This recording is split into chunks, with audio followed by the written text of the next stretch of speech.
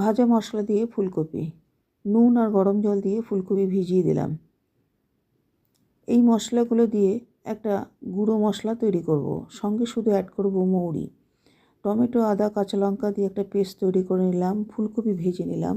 এবার ওই তেলের মধ্যে 1 চামচ ঘি দিয়ে শুকনো লঙ্কা, তেজপাতা, জিরে,